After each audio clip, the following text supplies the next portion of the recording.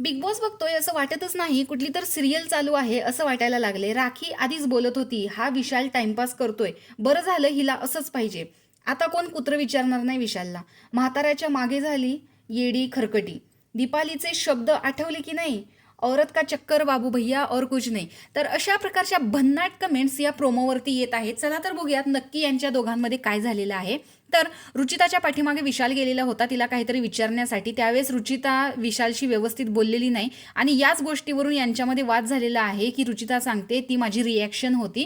कारण विशालचं म्हणणं आहे मला असं वाटते की मी तुझ्या पाठीमागे येतोय. त्यावरती रुचिताचं म्हणणं आहे की मला जर तो आवडतोय तर आवडतोयच, बाकी काही नाहीये. त्यावरती विशालचं म्हणणं आहे की मला असं वाटतंय मीच तुझ्या मागे येतोय. ऑलरेडी सुद्धा ती कालच्या एपिसोडमध्ये बोललेली होती की कोणत्या अधिकाराने मी जाऊ, कोणत्या हक्काने, की तो मला आवडतोय मी त्याला आवडते, पण अधिकार कोणता की ज्याच्यामुळे मी त्याची जी मैत्रीण आलेली आहे संस्कृती साळुंके हिला अडवू किंवा तिच्याबरोबर बसू नये असं सांगू.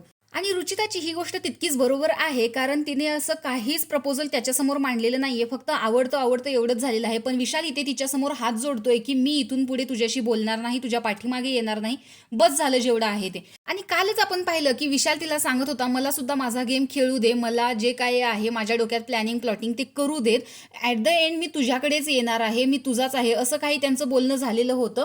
कारण विशालला आता संस्कृतीच्या मागे जायचं आहे, तिला तिच्या घोळ्यात घ्यायचं आहे.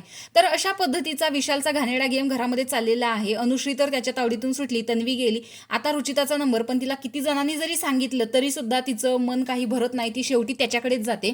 इवन तिला अनुश्रीने पण सांगितलेलं होतं की हा 7वा आठवडा चालू आहे इंडिव्हिज्युअल खेळ, तरी सुद्धा तिची लॉयल्टी तिला सोडायची नव्हती. तर आता राखी ती तिला समजावते की जास्त विचार करू नको आणि तेवढ्यात तिला चक्कर येते आणि ती खाली पडत असते आणि राखी तिला धरते. अशा पद्धतीचा प्रोमो आता आपण बघत आहोत. रुचिता तर विशालमध्ये पूर्ण गुंतलेली आहे, पण विशाल हा त्याचा फक्त गेमवरती फोकस आहे आणि रुचिताचा फोकस हल्ला आहे. तर तुमचं मत याबद्दल काय आहे कमेंट बॉक्समध्ये नक्की सांगा. अशाच बिग बॉसच्या रिव्ह्यूच्या अपडेट्स पाहण्यासाठी आपल्या चॅनलला सबस्क्राईब करा. तोपर्यंत बाय.